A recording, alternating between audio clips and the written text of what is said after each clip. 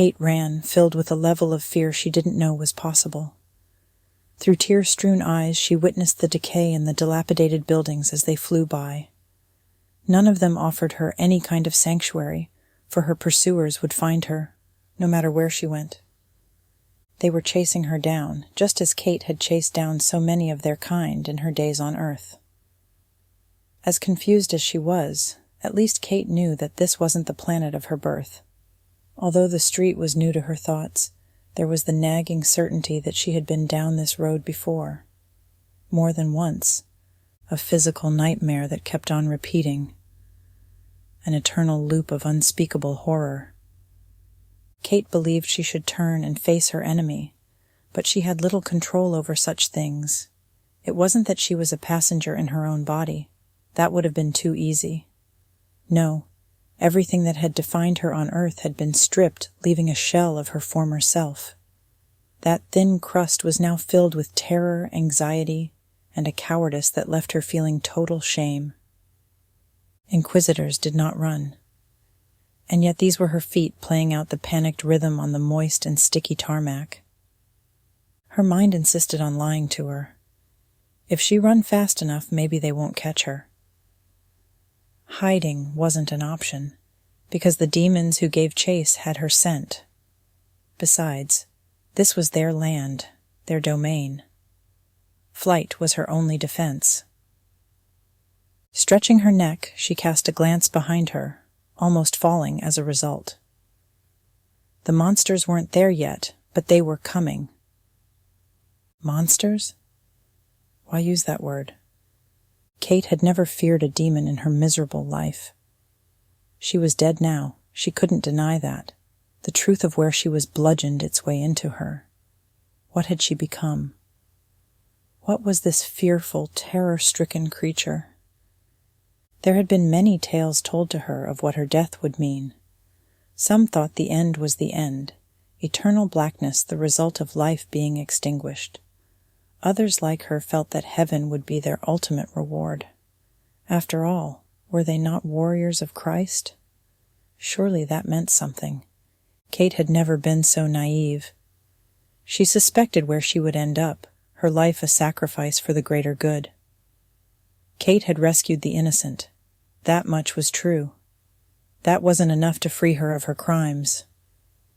She had killed people, creating more lifeless bodies than she could remember. Some had demons lurking in them, but not all. The worst of her crimes had been the children, just faces, a blur among so many. When the demons abducted the young and the innocent, it was inevitable that the Inquisition wouldn't always be there to intervene. And when they were, rescuing the children often came too late.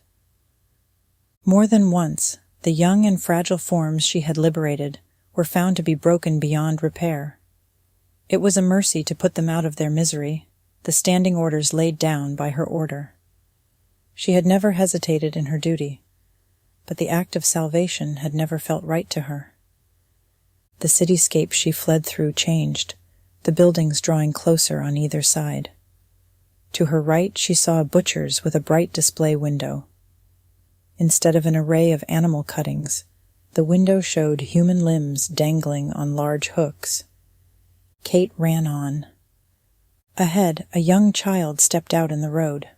A boy, face filled with terror, holding up hands that had been stripped of fingers. Despite the all-engulfing night, the child's face glowed, and not from the infrequent streetlights. Kate no longer ran. She knew this boy, recognized his features. Looking at him, she felt rooted to the spot. From behind, the howls of the damned echoed around her. You killed me. An accusation with substance. No, I saved you, Kate implored, remembering those young eyes. He had been abducted by demons, ruthless creatures who had killed the boy's family before stripping him of his fingers. Many of those rescued by the Inquisition would go on to become inquisitors themselves, not without fingers. I saved you from your pain. What kind of life could the child have had?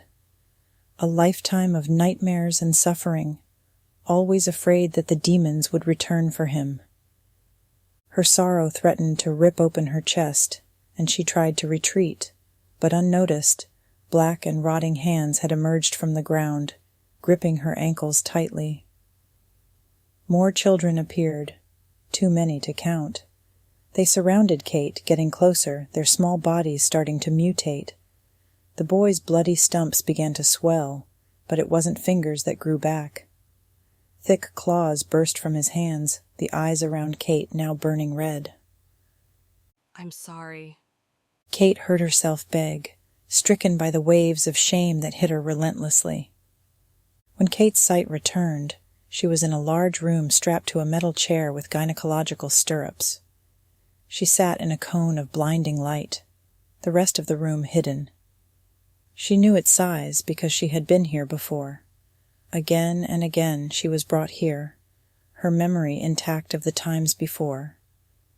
The children on the street were the taster. Here she would experience the main course, an extended buffet of torture and degradation delivered to a body that would slowly heal and whose flesh was so exquisitely tender to the slightest touch. A single feather was enough to make her scream. 1,000 times she had promised herself to suffer in silence, and every time she had broken that vow. It didn't matter that she'd had her mental toughness restored. Here, that was used against her. I never tire of this, the voice said off in the blackness. Let them come and do their worst.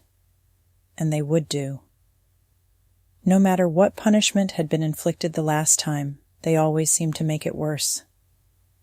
I think she likes the pain, the voice proposed. The demon torturers always worked in pairs, it seemed.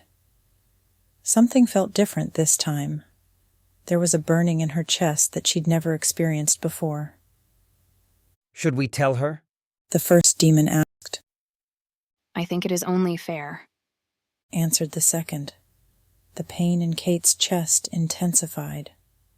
Off in the blackness, she thought she heard another more welcome voice.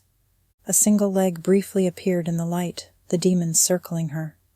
Despite their voices, they both always took female form, naked and supposedly enticing. It wasn't merely terrors of the flesh that they forced on Kate, but pleasures too, fingers and tongues working her, showing everything Kate had denied herself in life. And here they were to do it all again. Until that moment, Kate thought she understood the nature of Apin and Usfering. How wrung she was.